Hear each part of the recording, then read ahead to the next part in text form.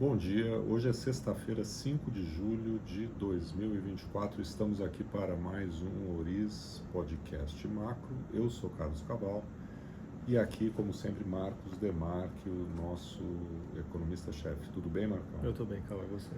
Tudo tranquilo, sexta-feira aqui ensolarada, fim de semana que aqui em São Paulo será prolongado pelo feriado da terça-feira. E hoje o destaque foi a divulgação, após o feriado americano de ontem, né, da independência, do payroll, os dados do mercado de trabalho.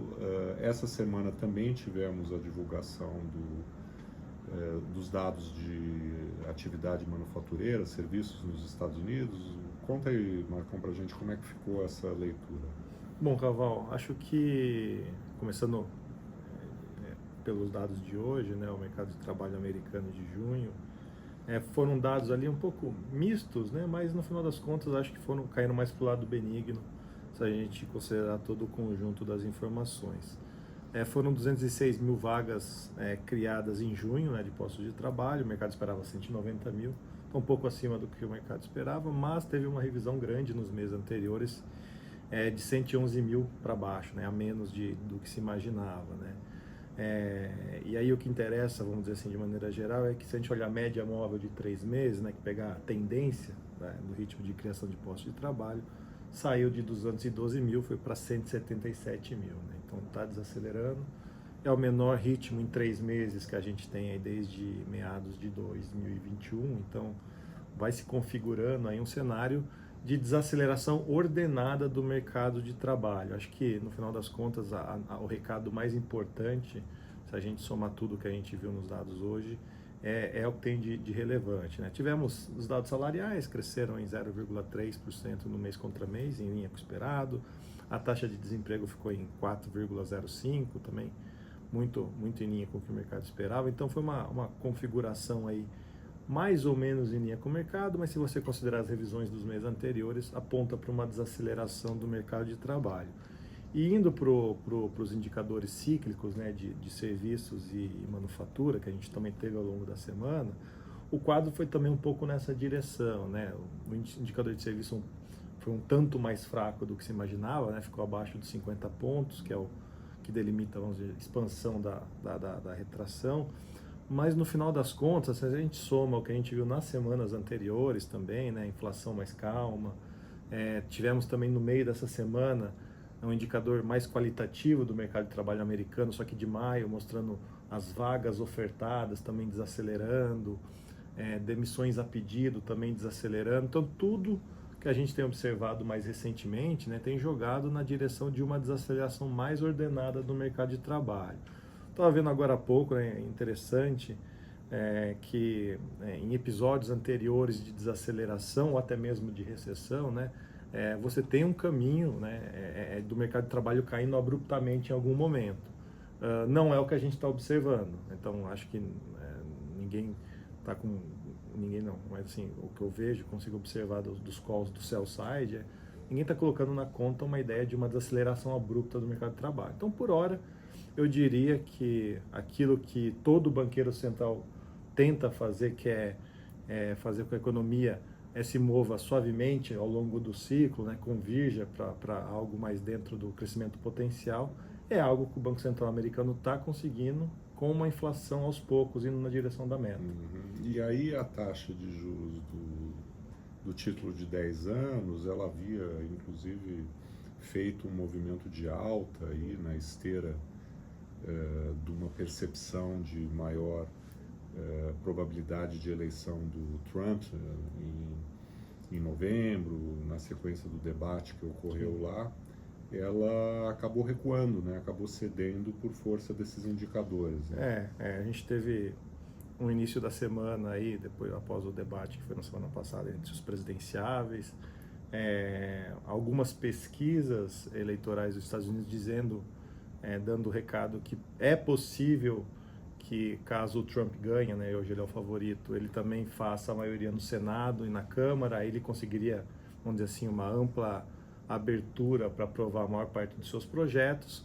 que tendem a ser mais expansionistas, né, mais inflacionários, né, pelo menos são as propostas que a gente vê sair da boca dele, né? Então por isso que as Treasuries, né, o título 10 anos americano começou a semana abrindo, mas está terminando agora mais ou menos onde estava no começo da semana, né? Então acho que a gente vê que em algum momento essa história eleitoral também vai começar a fazer mais preço. Acho que foi um sinal nesse sentido que a gente teve esses dias, sim.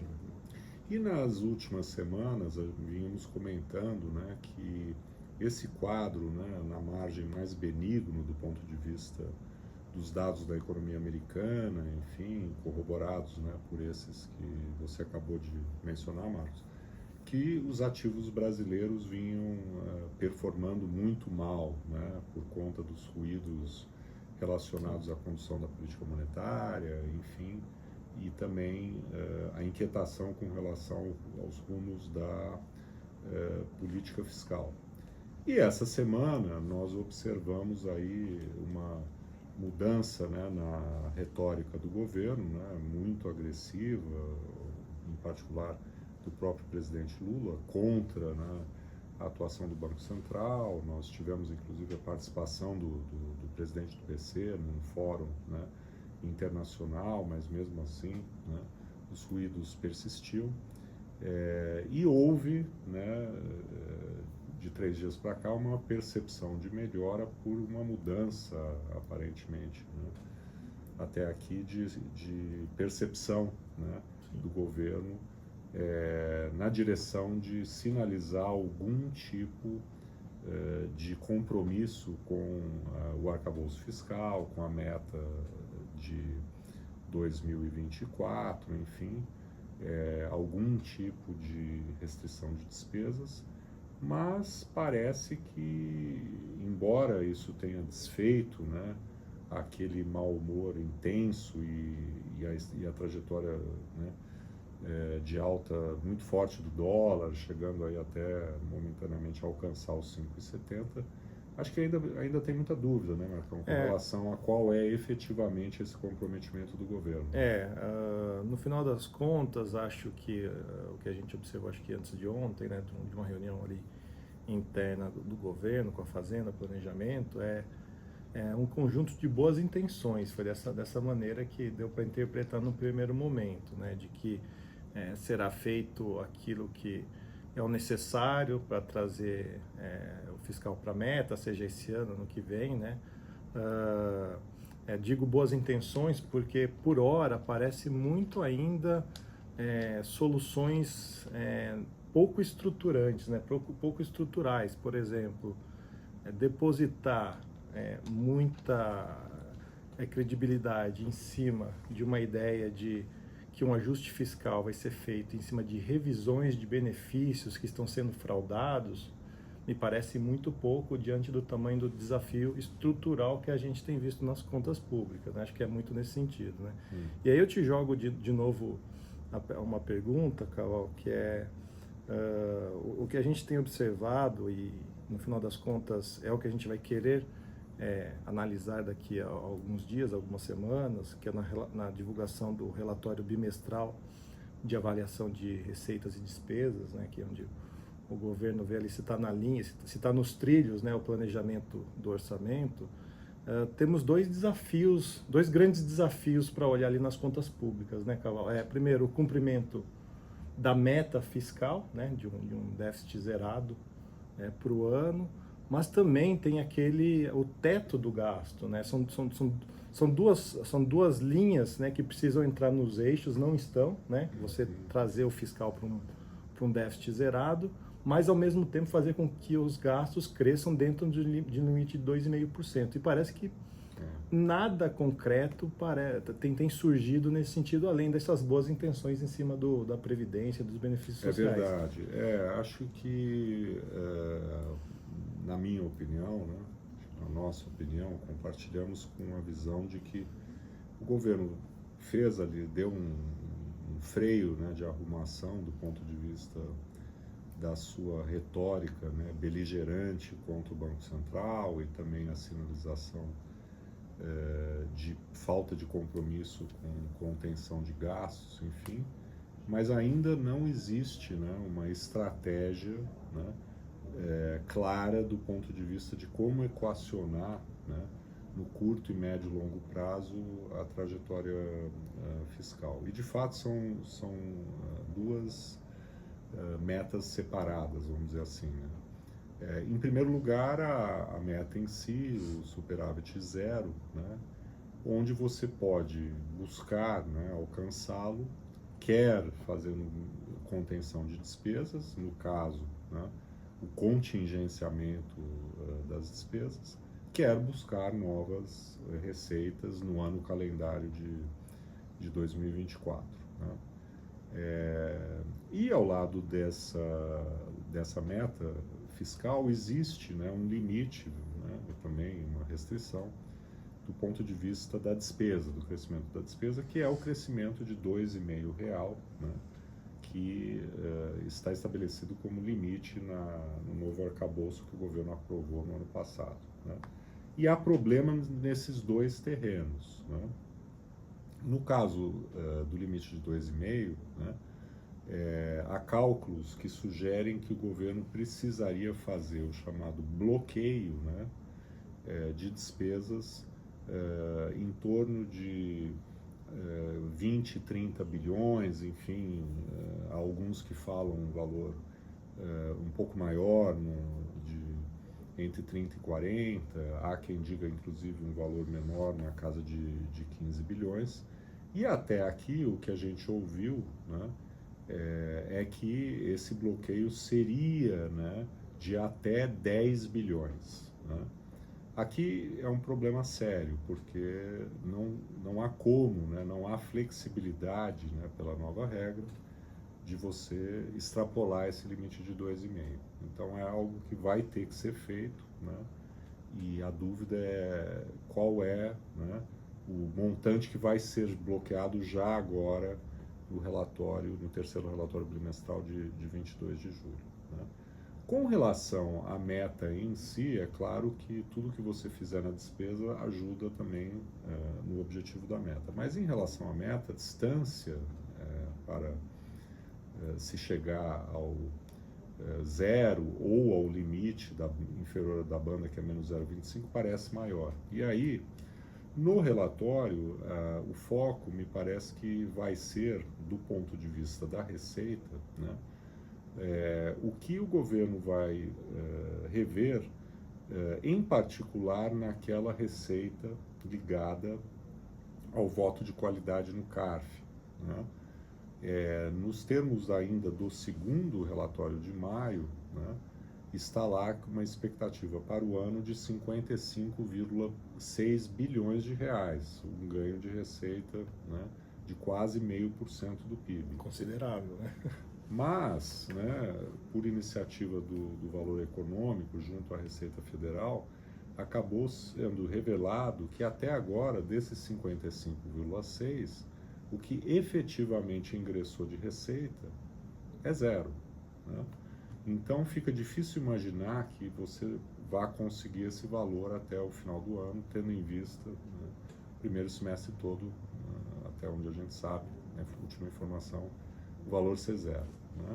E aqui é que também resta a incerteza. Se não for possível alcançar a meta, qual vai ser a estratégia do governo? Nos termos do arcabouço, se você não alcança a meta, depois você tem restrições, gatilhos e tal, na execução do orçamento de 2026, 25, melhor dizendo, do próximo ano. Né? Ou o governo quererá, né, buscar uma mudança na LDO revendo a meta. Então, esse também é uma fonte de incerteza. Até aqui, né, o que o governo disse que não fará, né, é mexer nas indexações, nas vinculações ligadas a benefícios sociais, à saúde e educação, que são a maior parte do orçamento. Né? Não há intenção de fazer isso agora e me parece que também para 25 e 26. Nesse sentido, né, o que o governo na prática está dizendo, olha, eu tenho um orçamento de 100, né, e eu só aceito discutir 10, né, porque tudo aquilo que é obrigatório eu não vou mexer. Né? Então fica muito difícil, né, que haja credibilidade nessa sinalização de compromisso com o arcabouço fiscal, se você não aceita, né, em princípio, mexer com aquilo que compõe a maior parte da despesa. E, Marcos, o que a gente está vendo é muito preocupante em relação ao ritmo do gasto obrigatório, sobretudo o gasto previdenciário. Assim. Eu acho que o que fica mais claro a essa altura do campeonato é que transcorridos já 5, 6 meses do ano, né, a gente tem o detalhamento da receita e do Tesouro até maio apenas, né? É que não dá mais para ficar esse jogo de engano a engano, né? Porque eles colocam ali as projeções nos relatórios bimestrais do que vai ser alcançado em termos de receita, de despesa, né? E a gente está vendo que não fecha, né? Está ficando muito claro, né? Chegando aí na metade do ano, que não dá mais para contar com coisas, né, que lá no começo do ano daria para você achar que seriam cumpridas, seriam alcançadas, e já não dá mais. Né? Especificamente na questão do gasto obrigatório, né, na história da Previdência principalmente, né, não só eu, mas muitos analistas aí se debruçam em cima do tema, das contas, das planilhas, né, e a gente vê ali que o crescimento da despesa obrigatória está muito aquém, por exemplo, da meta de crescimento de 2,5% real de todo o gasto do governo federal. Está crescendo ali acima de 2 dígitos. Né? Então, assim, precisará de um freio de arrumação muito grande em algum lugar, que é como você falou, sobra só aqueles 10% do orçamento para você fazer algum ajuste. Né? Qual que acho que uma das coisas que nós, economistas, o mercado está muito focado. Você tem questões relacionadas a fechar o orçamento esse ano, que através de medidas mais fortes podem ser alcançadas, né? Mas tem algo mais estrutural que a gente não viu nada, ou pelo menos, né, nada muito concreto por parte do governo. Na verdade, quando indagado sobre esse assunto, né, o presidente Lula se mostra muito contrário a revisitar, né, a história das vinculações dos benefícios sociais ao crescimento do salário mínimo. Então, e no final das contas, você pode, esse ano que vem, conseguir de alguma forma ou de outra tapar esse buraco, né? Mas, inevitavelmente, essa discussão terá que pensar já em 2026, 2027 em diante, porque é aquilo, né, Caval, você até pode ignorar os fatos. O que você não pode ignorar são as consequências dos fatos, né? E é isso que a gente está vendo daqui em diante. E a consequência disso, né, aí voltando para o terreno da política monetária, é que agora há claramente um viés na direção de um risco, não mais de queda de juros, e sim de elevação, né, da taxa Selic ainda em 2024. Né? Então, algumas casas aí já... Não é o nosso caso, né?